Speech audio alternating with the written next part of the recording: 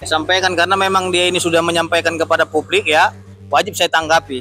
Ya, sebenarnya saya juga nggak mau buka ekstraksi, tapi karena dia sudah buka duluan.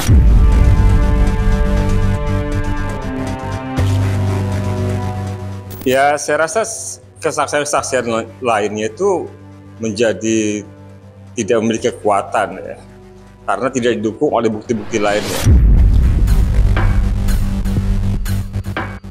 Masa dia meng-SMS dirinya sendiri, itu aja logikanya. Di sini kan kepada terduga almarhum pesan masuknya itu. Saya melihat pesannya itu kepada terduga almarhum, bukan kepada si yang bersangkutan itu.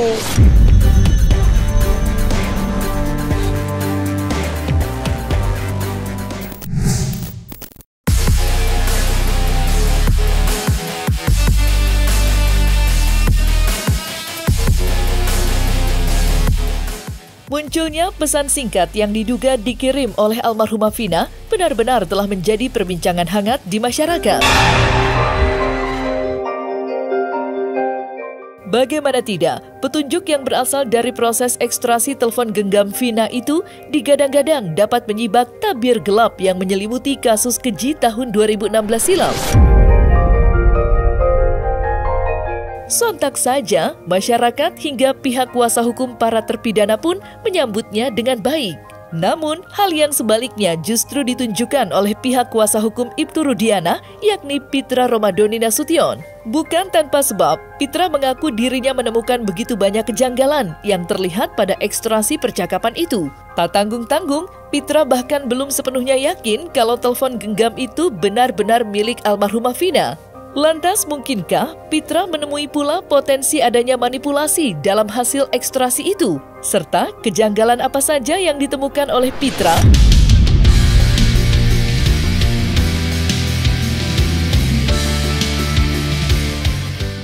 Ini kan ekstraksi itu kan ada nomor-nomor telepon di situ ya.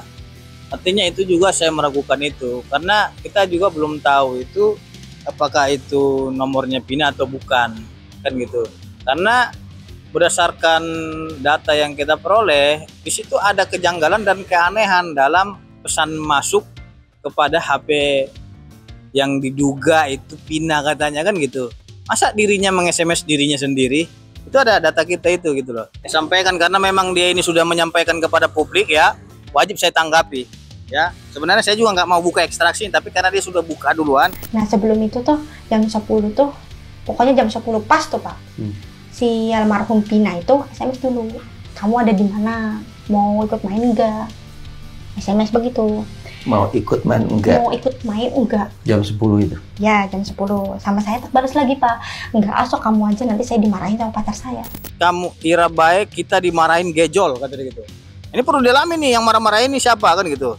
Terus yang kedua katanya mau nggak make ntar dijemput sama kita, dan ini dikirim kepada nomornya 095 ini yang diduga adalah nomornya almarhum. Masa orang mengirim pesan kepada almarhum, bukan almarhum yang kirim tapi dia menerima pesan daripada nomor yang ini. Nah ini kan tuh itu artinya kepada nomor ini yang diduga nomor almarhum, tapi saya belum tahu kepastian nomor ini nomor almarhum atau bukan. Karena berdasarkan penelusuran saya itu bukan nomornya gitu loh. 2214, UTC-nya 15/14 ya. Mau nggak Mek ntar dijemput sama kita. Ya. Itu bukan pesan Vina ke dia, tapi pesan orang lain kepada terduga almarhum ini. Ini nomornya ini, tuh bukan from, tuh nomor ini. Jadi ini mereka goreng-goreng aja itu. Jangan asal ngomong ngaco gitu loh. Langkahnya sebenarnya produktif semuanya nih. Lapor-lapor itu produktif. Tujuannya apa? Membuat semakin terang persoalan di masa lalu. Gitu. Jadi itu jadinya. Jadi nggak apa-apa. Yang kedua, ini lagi nih, Ira. Jadi ngejobnya, kata dia tadi Ira itu kamu. Kamu jadi kan ngejobnya. Ini bahaya loh. Ngejob apa malam-malam gitu loh. Nah, ini harus didalami lagi. Jangan-jangan ada jangan-jangan malam-malam hari gitu loh. Nah, terus satu lagi di sini dengan WA dia yang namanya TAyu itu kayak kita ngejob bae. Ini mereka nih ngejob apa di malam-malam hari? Itu percakapan kan? Iya, percakapan mereka. Jam berapa? Bukan percakapan si ininya ya, bukan percakapan terduga almarhum ya, tapi percakapan mereka ini. ada percakapan ya Teh Ayu ya dengan yang satu lagi si Mega ini. Gitu loh. Makanya saya minta ini didalami, kalau bisa polisi harus segera memanggil yang bersangkutan ini dan didalami percakapan ini. Saya mencurigai aja ada sesuatu di sini gitu. Oh, ini saya dapat dari data-data yang kita peroleh berkas perkara. Ya jangan bicara kepolisian, saya juga lebih akurat data saya A1. Jadi jangan ngarang-ngarang aja gitu. Ini kan klien saya juga kan korban. Tentu ya klien saya juga memiliki bukti-bukti. Jangan mereka masa dia meng-SMS dirinya sendiri, itu aja logikanya. Di sini kan kepada terduga almarhum pesan masuknya itu. Masa bahasa itu mau nggak ntar jemput sama kita kata dia gitu. Artinya di sini saya melihat pesannya itu kepada terduga almarhum, bukan kepada si yang bersangkutan itu. Saya mencurigai itu dan saya minta polisi agar segera memeriksa ini orang gitu. Kalau terjadi misalnya nanti di situ ada rekayasa, pasti akan kelihatan karena di situ juga ada yang namanya lokasinya, ya lognya, ya lognya artinya itu dari BTS, dari base transceiver di mana itu akan ketahuan juga. Jadi sebenarnya seseorang juga bisa ketahuan dia ngirimnya itu kalau waktu itu masih zaman SMS ya, short message services, itu dari mana. Itu akan ketahuan posisinya dari BTS terdekatnya atau dari tower terdekatnya, dan penerimanya pun juga akan ketahuan ada di mana. Jadi kalau misalnya ada rekayasa, dia berekayasa banyak faktor. Sementara itu, hasil ekstraksi telepon genggam almarhumah Vina sendiri pertama kali dibongkar ke hadapan publik oleh Edwin Partogi Pasaribu. Sebagai informasi, Edwin tergabung ke dalam tim kuasa hukum mantan terpidana Saka Tatal sekaligus mantan wakil ketua Lembaga Perlindungan Korban dan Saksi. Ketika ditemui secara langsung kemarin, Edwin Partogi Pasaribu pun menjelaskan pengalamannya menemukan hasil ekstraksi telepon genggam tersebut. Dan dalam kesempatan yang sama, ia pun menyuarakan keyakinannya bahwa hasil ekstraksi itu dapat membebaskan para terpidana dari penjara, serta membantu Saka Tatal dalam perjuangan PK. Lantas, mengapa baru sekarang ia membongkar hasil ekstraksi tersebut ke hadapan masyarakat? Serta bagaimanakah pula penjelasan Edwin Partogi Pasaribu tentang awal mula ditemukannya hasil ekstraksi tersebut?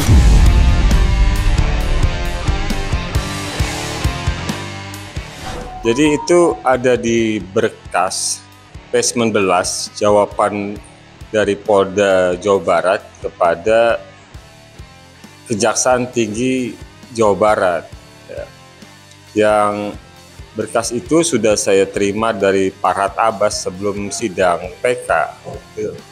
Dan saya sempat melihat bahwa di berkas itu memang ada data ekstraksi. Cuma memang karena saya lebih berfokus pada putusan atas 3 putusan 16 ya pada Saka Tatal, kemudian putusan 3 pada Rivaldi dan Eko Ramadhani, putusan 4 pada Hadi, kemudian Sudirman dan kawan-kawan. Jadi saya sebenarnya tidak begitu memperhatikan data ekstraksi tersebut. Sekalipun saya seandainya melihat data ekstraksi tersebut, rasanya saya belum tentu paham. Posisi Edwin pada waktu itu sebagai anggota komisioner LPSK. Sekarang dia memunculkan percakapan itu. Nah, pertanggungjawaban hukumnya bagaimana? Artinya LPSK pada waktu itu tidak teliti, bahkan bisa kita duga lalai. Kenapa saya katakan lalai? Kan mereka yang memeriksa itu. Kenapa kok sekarang baru dituangkan? Nah, ini tidak boleh bocor keluar, Pak. Ini dokumen rahasia percakapan orang. Jadi saya baru paham atau baru merasa ada manfaat dari data ekstraksi tersebut setelah munculnya temannya Vina, yaitu Mega dan Widi. Mega dan Widi muncul pertama di Diskursus Network, ya, diwawancari oleh Iksan dan Reza Indragiri, ya. Kemudian juga kami hadirkan sebagai saksi di persidangan Saka Tatal. Nah, ada hal yang menarik dari keterangan Mega dan Widi adalah bahwa mereka masih berkomunikasi dengan Vina di atas pukul 22. Gitu. Ini keterangan ini cukup menarik karena membantah peristiwa pembunuhan, pemerkosaan yang terjadi. Kalau seandainya Mega dan Widi tidak muncul, saya tidak paham membaca data ekstraksi tersebut. Ya. Karena Mega dan Widi itu tidak pernah menjadi saksi di perkara pada tahun 2016.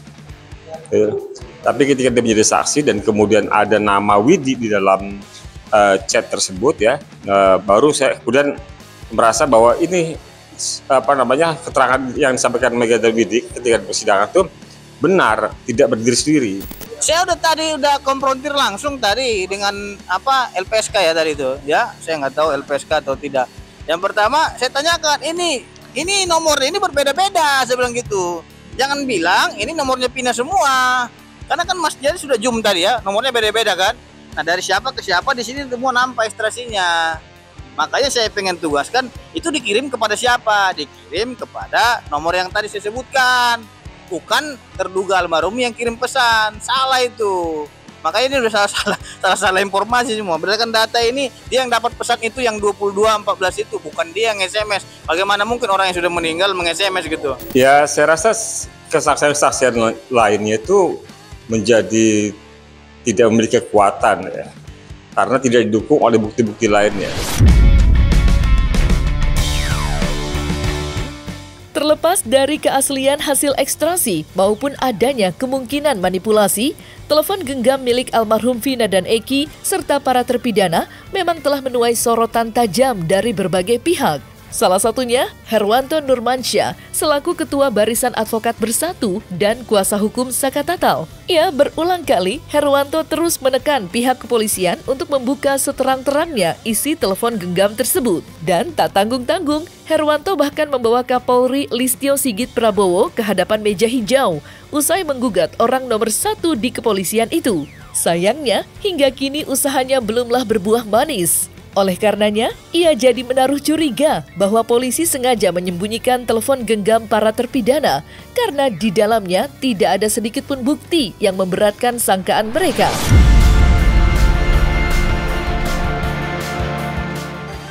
Ada 6 handphone yang disita, ya. Ada 6 handphone. Saya sudah masukkan di dalam gugatan itu secara rinci handphonenya apa saja. Nah, apalagi sekarang ternyata handphonenya Vina sama handphonenya Eki kan nggak disita katanya. Saya dengar-dengar ada 2 handphone nggak disita. Ini bahkan ada kemarin temannya si Vina kan menunjukkan bahwa dia jam 22.14 itu ternyata masih komunikasi dia. Nah, itu kan bisa melemahkan sangkaan dari pihak polisian kan.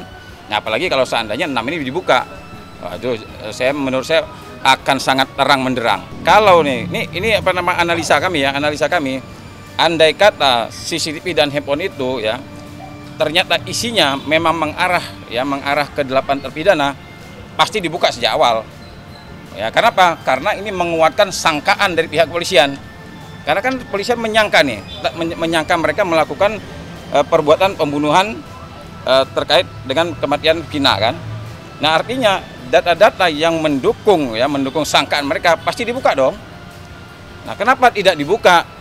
Sampai sekarang juga tidak dibuka. Nah, kami menduga jangan-jangan ya, dugaan kami kalau seandainya handphone dibuka justru ini membuktikan ternyata bukan 8 terpidana pelakunya. Nah, simpel aja kan. Jangankan handphone ya atau CCTV, lawang gambarnya si Peggy Setiawan kondangan bisa dijadikan bukti sama mereka. Yang menurut kami itu tidak ada hubungannya dengan yang tidak mengarah bahwa foto itu mengarah ke Peggy Setiawan pelakunya, itu aja bisa digunakan. Nah, bagaimana kalau seandainya ada chat yang ternyata nih, kita menganggaplah ternyata chat handphone atau umpamanya CCTV itu benar-benar menunjukkan bahwa ternyata benar 8 terpidana ini pelakunya. Ya pasti dibuka lah sama pihak polisian, nggak mungkin nggak dibuka. Apalagi sampai sekarang. Orang sudah teriak-teriak mau minta dibuka, tapi nggak dibuka. Ya kan ada tanya. Makanya harus dilihat. Kalau memang ada dugaan rekayasa, ya harus dihadirkan ahli IT yang independen, ya gitu. Artinya yang tidak terlibat ke dalam satu pihak dan pihak yang lain. Karena kan sejak awal saya juga lihat ya, kasus ini kok babalit istilah teman-teman di Sunda gitu ya. Kok pengakuan seseorang dan orang yang lain itu sangat berbeda. Kemudian muncul nama-nama baru tiap hari, kayaknya muncul nama baru lah. Ada ini loh, terus kemudian nama barunya muncul lagi kuasa hukumnya, muncul lagi kelompoknya, terus beredar sampai ya terjadilah debat yang menurut saya nggak seru dan nggak bermutu. Ya tentu ini ada satu hal yang sangat serius, yaitu obstruction of justice. Ya upaya-upaya menghalangi keadilan. Itu kan ada kegiatan yang saintifik dari peristiwa ini ada dua sebenarnya. Ya, kalau kita mau bilang, satu kegiatan dokter pada visum dan forensik, kedua kegiatan ekstraksi ini. Gitu. Tetapi yang dimajukan ke dalam proses perkara, ya sampai dengan pengadilan itu hanya kegiatan dokter yang melakukan visum dan forensik. Yang sebenarnya di kegiatan visum dan forensik itu juga tidak ada sesuatu hal yang memberatkan buat posisi para terdakwa. Kasus ini saya lihat pada sekitar bulan Mei dulu itu, pada waktu kasus Pina 7 hari itu semua masyarakat dengan menonton itu fokus agar menyuruh polisi menangkap para pelaku yang 3 ini. Karena katanya sudah 8 tahun. Mereka membela korban habis-habisan nih. Mereka dukung korban nih. Nah, setelah ditangkap oleh pihak kepolisian, dalamnya Polda Jawa Barat, tiba-tiba ada statement daripada mantan tersangka ya, menyatakan, "Oh, saya bukan pelakunya dan saya siap mati." Berubah haluan 180 derajat kepada yang bersangkutan. Dan sekarang bukan korban lagi yang dibela tapi terpidana. Jadi saya lihat juga ini tidak ada konsistenan dalam hal melakukan pembelaan kepada korban gitu loh. Korban ini kan ingin mencari keadilan kepada anaknya, ya, bukan hanya 2 orang, bukan hanya 1 orang di sini. Ada daripada keluarga almarhum Pina gitu. Nah, dan mereka ini orang yang sudah meninggal dunia tidak bisa mencari keadilan untuk dirinya. Yang bisa mencari keadilan itu adalah orang yang masih hidup. Siapa ya? Keluarga-keluarganya yang berjuang untuk itu. Untuk memberikan rasa keadilan kepada orang yang sudah meninggal dunia. Agar dia tenang di alam sana gitu loh. Jangan juga nanti ini para pelaku tidak diadili dan bebas ya. Almarhum ini kasihan tidak tenang di alam sana. Nah, ini yang kita berikan bantuan hukum kepada beliau.